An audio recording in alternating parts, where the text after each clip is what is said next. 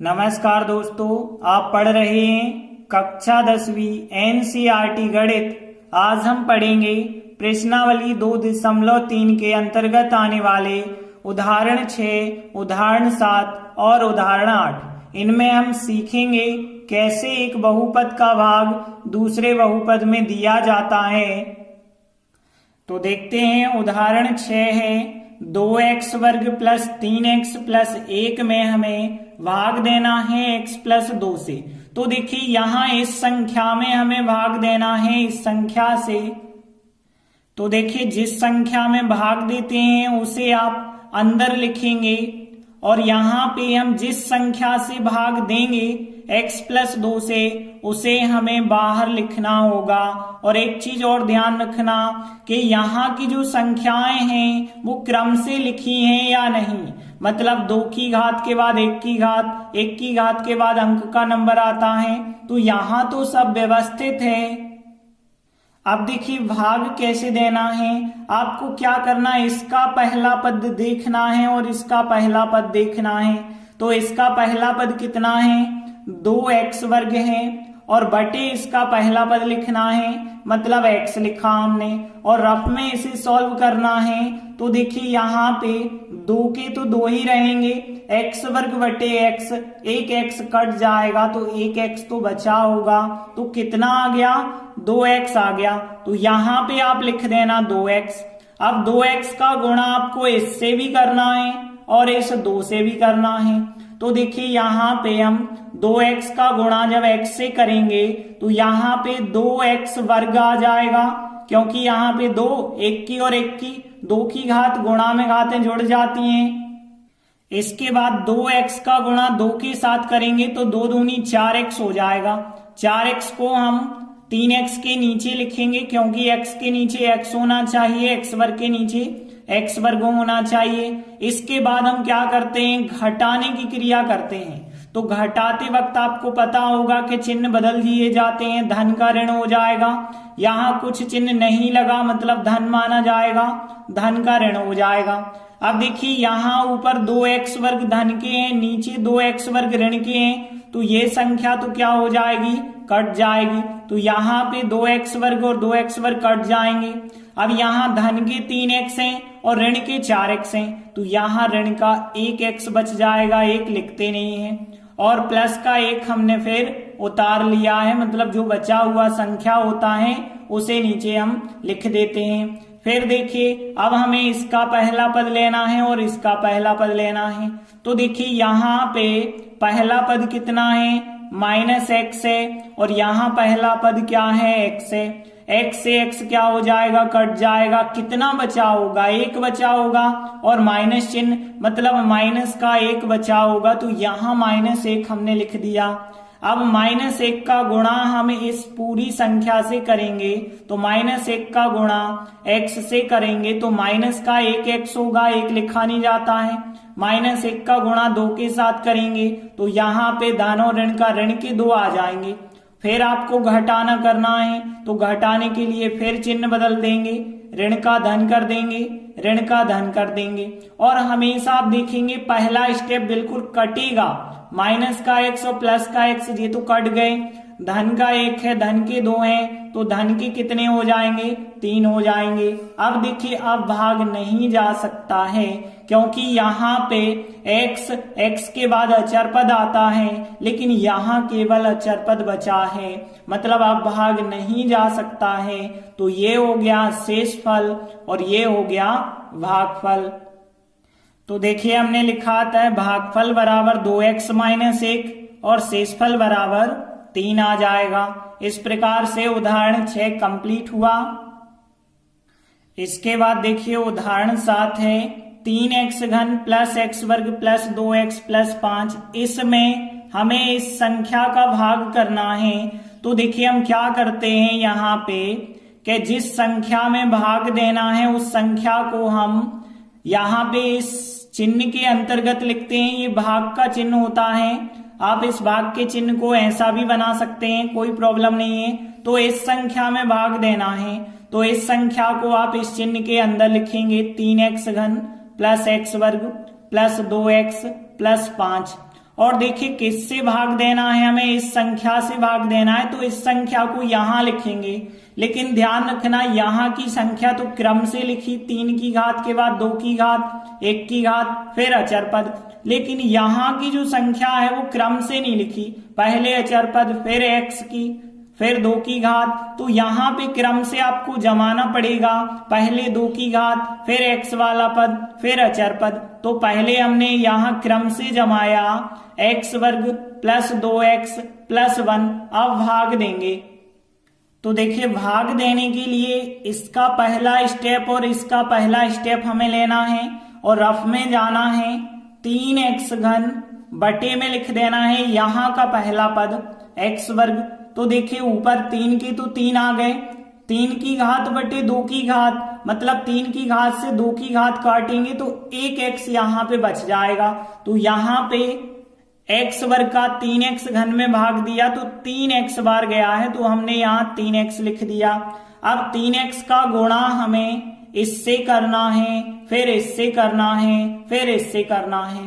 और याद रखना है कि गुणा में घातें जुड़ती हैं, तो 3x का गुणा यदि इसके साथ करेंगे तो देखिए 3 तो आएगा ही, 1 की और 2 की 3 की घात आएगी, मतलब यहाँ 3x घन ही आ जाएगा। फिर 3x का गुणा 2x के साथ करेंगे तो धन और धन का तो यहाँ पे धन आ जाएगा, और यहाँ 2 3 6 आएगा, और 1 की और 1 की 2 की घात आ जाएगी, मतलब 6x वर्ग आएगा। फिर 3x का गुणा 1 के साथ करेंगे तो 3x का 1 के साथ किया तो 3x आएगा, और धन का 3x आया। इसके बाद हम क्या करते हैं, घटाने की प्रक्रिया करते हैं, और घटाते वक्त चिन्ह बदल दिए जाते हैं। धन का ऋण हो जाता है, धन का ऋण हो जाएगा, और यहाँ भी धन का ऋण, यहाँ कोई चिन्ह नहीं लगा मतलब धन माना जाएगा, और धन का ऋण।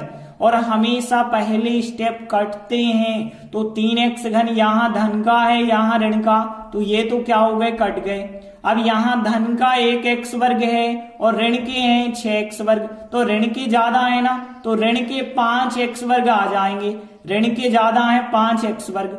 यहाँ पे देखिए धन के 2x हैं और ऋण के 3x हैं, तो यहाँ ऋण के ज्यादा है, ऋण का 1x ज्यादा है, तो ऋण का 1 लिखा नहीं जाता ना, तो ऋण का x आ गया। और +5 जो थे, इस +5 को हमने उतार लिया है। अब आगे देखिए, अब हम क्या करेंगे, इसका पहला स्टेप देखेंगे और इसका पहला स्टेप देखेंगे।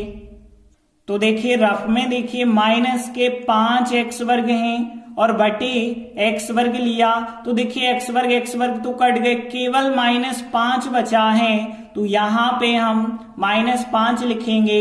अब -5 का गुणा हम x वर्ग से करेंगे, 2x से और 1 से करेंगे, तो -5 का जब हम x वर्ग से करेंगे तो माइनस का 5x वर्ग आएगा। फिर देखिए 5 का गुणा 2 से करेंगे, 5 दूनी 10x आएगा, ऋण और धन ऋण आएगा, ऋण का 10x आ जाएगा यहाँ पे। और फिर -5 का +1 से करेंगे तो 5 एकम 5 आएगा माइनस का। और आगे देखिए घटाते हैं, तो घटाते वक्त चिन्ह बदल जाते हैं, ऋण का हो जाता है धन, और यहाँ ऋण का हो जाएगा धन, और यहाँ भी हो जाएगा ऋण का धन। देखिए पहले स्टेप तो कट जाते हैं, ऋण के 5x वर्ग, धन के 5x वर्ग, पहले स्टेप तो काट देना। अब यहाँ ऋण का 1x है और धन के हैं 10x, तो धन के ज्यादा हैं, धन के कितने ज्यादा हैं, 9x ज्यादा हैं।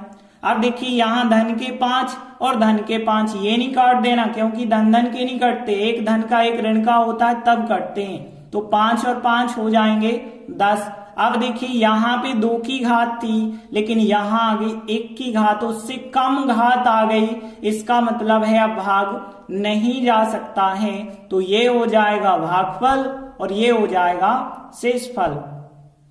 तो इस प्रकार से ये हो गया भागफल 3x - 5 और शेषफल हो गया 9x + 10। तो इस प्रकार से उदाहरण 7 कंप्लीट हुआ।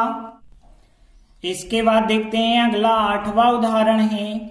इस बहुपद में हमें इस बहुपद से भाग देना है और बाद में विभाजन एल्गोरिथम की सत्यता की जांच भी हमें करनी है। तो देखिए सबसे पहले हम इसका भाग इसमें देना सीखेंगे। तो यहाँ पे आपको पता होगा जिस संख्या में भाग देते हैं उसे हम भाज्य कहते हैं, और भाज्य को हम इस कोष्टक के अंदर लिखते हैं। तो देखिए यहाँ पे इसको हम लिखेंगे यहाँ पे, लेकिन ध्यान रखना कि यहाँ क्रम से लिखना है। पहले 2 की घात फिर 3 की लिखी, ये तो कोई क्रम नहीं है, तो हम क्रम से लिखेंगे। पहले हम माइनस का x घन लिखेंगे क्योंकि पहले 3 की घात, फिर बाद में प्लस के जो 3x वर्ग हैं इसको हम बाद में लिखेंगे। इसके बाद यहाँ जो है माइनस के 3x थे तो माइनस 3x लिखेंगे, फिर प्लस 5 थे तो प्लस 5 लिखेंगे। तो यहाँ पे हमने पहले तो क्रम से जमाया।